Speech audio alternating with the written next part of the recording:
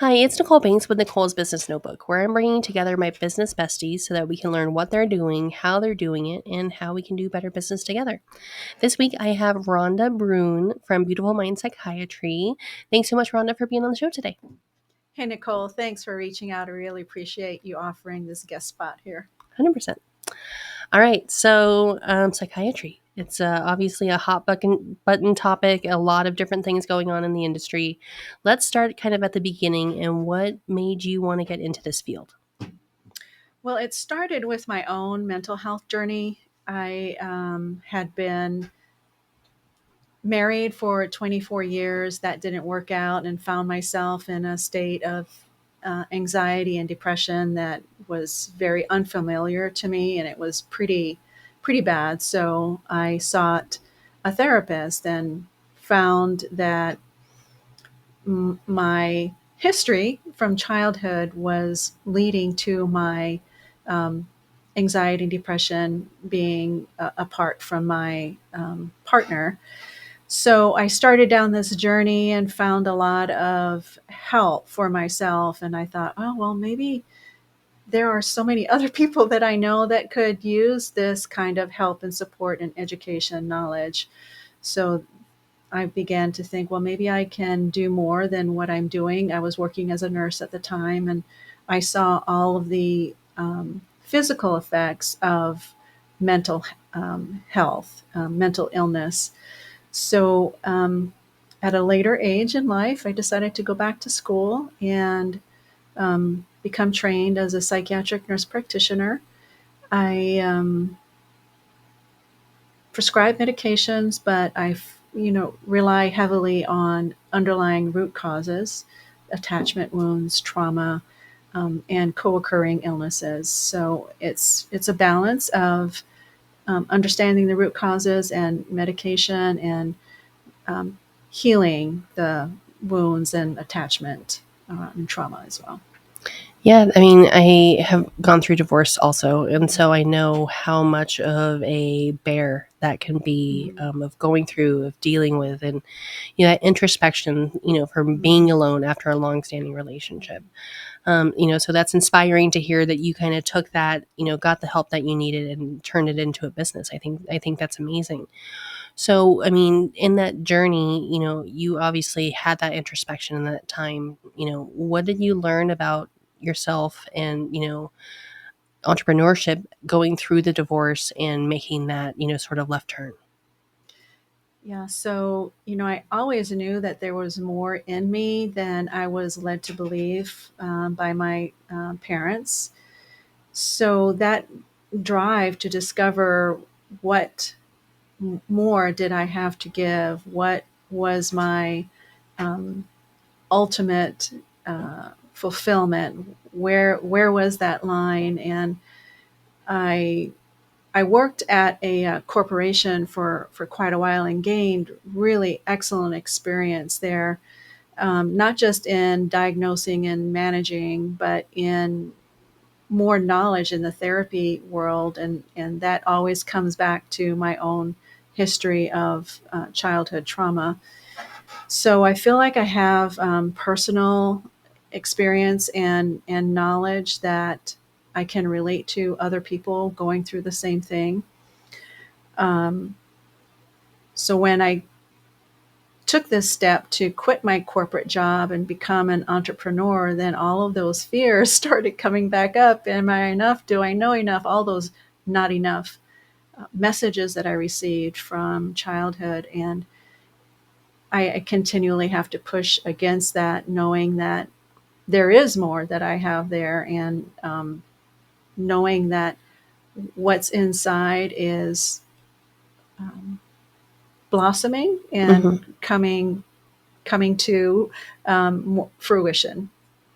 Yeah, I think that's a really great reminder. When you're talking about, going through things and that trauma and that stress and the drama, of it. There's a lot of instances where you can take the opportunity to learn and learn, your part of things in that larger, sort of, connection or that disillusion or, whatever you're going through. But I do think that, childhood trauma is something that if you don't work through, if you don't take the time to really, have that introspection and focus, those issues can follow you literally into, every part of your life at any age. So kind of let's focus on there. For entrepreneurs who are like, child work, that's not important. What would you say to them to help them maybe see that, there is that opportunity? Well, it's not a one and done for sure. I thought, okay, great. I've worked through this. Now I'm on this normal plateau where I'm not triggered. I'm not reacting. I'm not holding back. I'm not doubting myself. But what I've learned is it's a continual process. It's a continual unfolding and growth and learning to feel and still notice that it's okay and not be afraid of the feelings. Because as an entrepreneur, there's so much uncertainty, especially as a solo entrepreneur.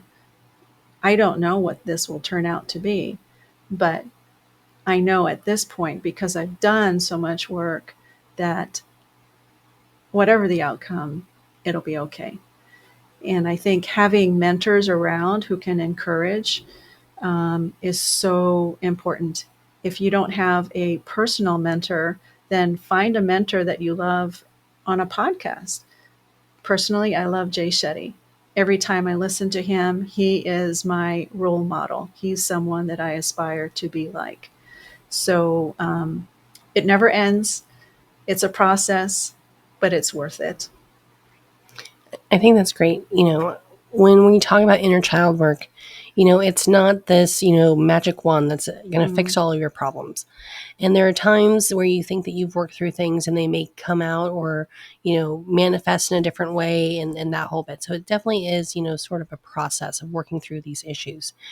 So, talking about the healthcare industry, being a kind of corporate nurse and now, going into entrepreneurship, you and I both have that medical background and things. And how do you think, going through the medical corporate side prepared you for being a better entrepreneur? Well, I think that helped me um, be more rigorous in my documentation, being more rigorous in making sure I have a accurate diagnosis. Because the reason that's important is because we can go on this path of treating symptom and symptom after symptom and not have the correct diagnosis. If you have the correct diagnoses, that alters your treatment plan. So I think that has really helped me as an entrepreneur. And then the other thing that's helped me is having the ability to stick with something, even though it gets really difficult.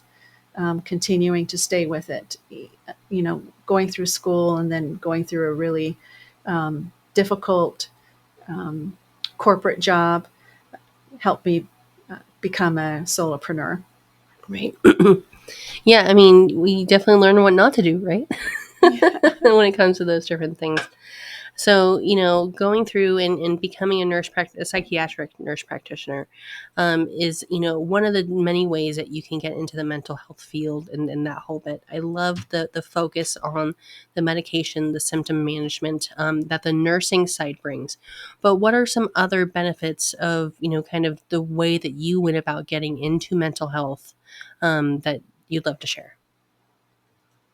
Well, I think the way I got into mental health was my own personal journey, my own issues that I really didn't recognize that I had, that was going on, that was continually reappearing. So I would say primarily that's one way. When we begin to recognize the same patterns, especially in relationships, that cause us significant concerns or impact, and we know we want something better. So that's what I would say about Yeah, my. I love Yeah. it. So, entrepreneurship is a struggle and it's hard. And, we don't really talk about our mental health as we're going through this. We focus on the hustle and the results and the Hmm. expectations. So, what's your advice for entrepreneurs who may be struggling with mental health? Is it something that they should prioritize? Should they kind of get the business together and then focus on it? What are your thoughts? Well, I think if you are struggling with mental health, your business will struggle. It will suffer as well. So um, ha- get your mind in a good place where it can feel safe to create, to feel that it can grow, to feel that it can go beyond the limitations that have been set before by others. And ways that you can get involved in mental health is exercise, being kind to your body, talking with others, being vulnerable, finding safe people that you can talk with that won't judge you but will accept you and guide you along.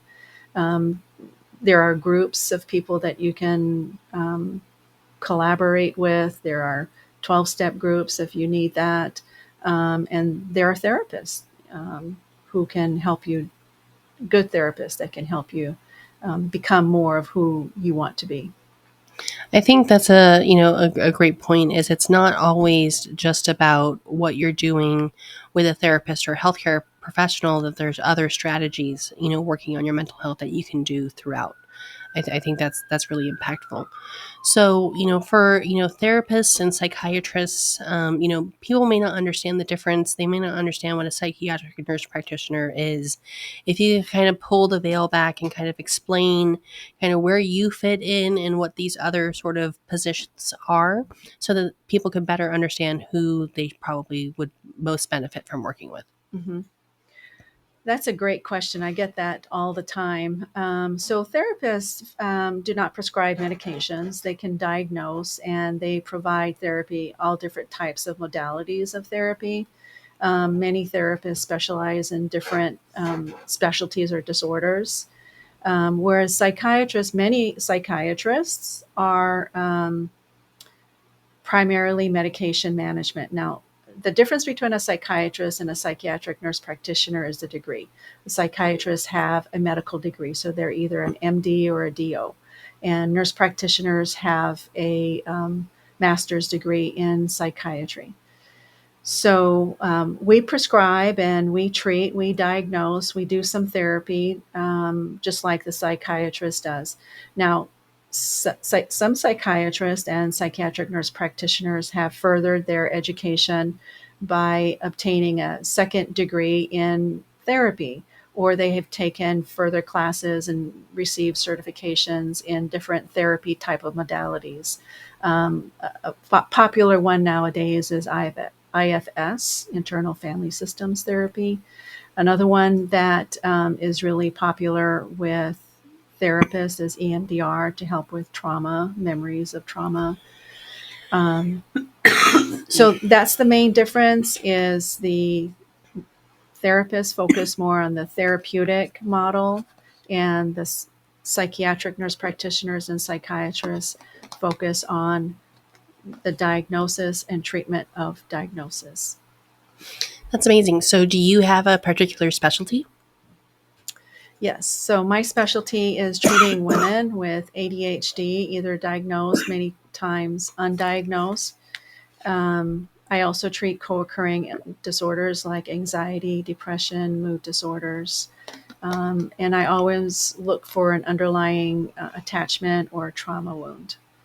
And many times that affects depression and anxiety. Yeah, for sure. So, um, you know, ADD is a hot topic. ADHD is a hot topic. Um, you know, there's a lot more people claiming that they have it than in previous generations. Do you think that that is because of the better access to mental health care and more people being diagnosed? Do you think it's a fad? Do you think that it's just the way that the cookie crumbles and there's more people with it now? Obviously, you don't have a crystal ball, but what are your thoughts? Yeah, I think there's many factors included in that discussion. I think environmental factors play a role in our ADHD symptoms. I think definitely there's more awareness, there's more education about ADHD and what it looks like, and how it impacts people's lives. I think there's definitely more access to care for many people who can receive it. And then the other side of that coin is, there are people who just like the effects of the medication. They feel more productive. But I think it's not just a one-sided answer. I think it's Mhm. a multifactorial answer to that question. Yeah. Little bit of a hot button topic, but I wanted to kind of get your thoughts. Yeah. So, you focus on working with women, and I think that that is definitely a passion that we both have. What are you seeing in women entrepreneurs these days when it comes to accepting their mental health, to the mind body connection, Mhm. and what could we learn to be better? I feel like women put their needs aside. Many women are mothers, and as a mom, you have to learn to put your needs aside and focus on your children, your husband, if you have a career, that as well. So I think we're kind of conditioned to not focus on our needs and how we're feeling, even. So I think that can be a real struggle for entrepreneurs because they feel like I'm not doing enough. I have to do more. The clock, it keeps running out. I need more time. I don't have enough time in my day. When in actuality, if we slow down and we give ourselves the space and the time and the rest, then we'll find that we actually have more energy, we have more clarity and creativity. And it comes from a place of wanting to give rather than feeling a demand to give out of pressure. I love that. That deliberate focus, I think, is something, that is with so many different things going on, with so many different stresses and all the things that we're trying to go through. It can be difficult for us to have that, deliberate, intentional moment, and, stringing together those moments can really lead to a great impact. So I think that's a great reminder, great point there. So when we're talking about, entrepreneurship, it's obviously a struggle. And, going from the corporate life to entrepreneurship is a big, change. What advice would you give to women who are in that point? They may be passionate, they maybe have a hobby that they're trying to put into a business. What advice would you give yourself, going through that transition? Mm-hmm. Yeah, so for me, I knew I wanted to have my own business. It had been a desire of mine for years, and I toyed with several ideas. And what happened for me is I was kind of forced to make this decision. Mm-hmm. And I find that that happens often for people who kind of toying around with this idea, and then they are forced. They have to make this decision, and many times they're very happy that they made the decision. So it's really difficult to just leave a really secure position, a place where you're getting a steady paycheck and you're getting health benefits and everything is just comfortable. Stepping out of that is very uncomfortable. It's very fearful. But at the same time, you'll find that you're stepping more into yourself and your calling and your passion and what you were made to do. So scary, exhilarating, and all of the above. So it's very exciting. Yep. Sometimes you just got to do the dang thing. So I Gotta love do the damn thing. that. Just Perfect. step out on the edge. That's great. So, Beautiful Mind Psychiatry. What made you come up with that name? Um, I think so many times we have thoughts of, for me, I wish my mind worked better. And so many thoughts flowing in there of self-deprecating thoughts, self-limiting thoughts. And I know our mind was not made to function that way. I know our mind was made to flourish and to be creative and to interact with people and to be beautiful. I don't think our mind is made to be dysfunctional and dark and difficult. I think it's a beautiful organ. And I think when we give it what it needs, then it can give back. And I think the way it gives back is nourishing soul, and the outflow of that is creating beauty in those around us or helping others to see their beauty within. I love that approach. It's easy to be negative and self-deprecating, like you mentioned. But to find the beautiful, to find the good, I think is an intentional approach, and with psychiatry and mental health, definitely needed. So I love that. So you were called to start a walk that you do weekly. Let's talk about that. What made you start it? What's it called? Where do you meet? When do you meet? Let's dive in. Yeah. So I started this walk just for a place for women to come and connect, to create community, and just to talk. A safe place where we can just share what's going on, what's going on in our life, in our heart, our struggles. And I provide just a little bit of education. I give a little topic, but women just want to come together and be with one another and receive encouragement and know that if they have something heavy on their mind or their heart, that they can share it. And being outdoors is excellent for us, our mental health and our body. And just going on a walk, getting that exercise helps dispel some nervous energy or extra energy that we might have. So that's why I started the walk. And it was a way for me to introduce myself to my small circle, my community, and to invite others to grow and make this community a supportive environment for people. That's great. So where do you meet? When do you meet? So we meet at the Mustang Library, which is right by the Shea Hospital, Scottsdale Hospital at 90th Street off of Shea. And we start at 5:30 every Wednesday evening. And how long does it last? It's about 30 minutes, 45 minutes. It's a really short walk. Amazing. Great. So last question I ask everyone. If you could bibbity boppity boop and entrepreneurs could learn one thing from you overnight, what would you love to share?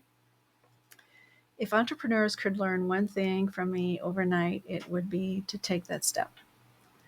It's scary, yes, but there's so much growth, self-growth, that you'll learn, and you'll thank yourself in 5 or 10 years that you took this step.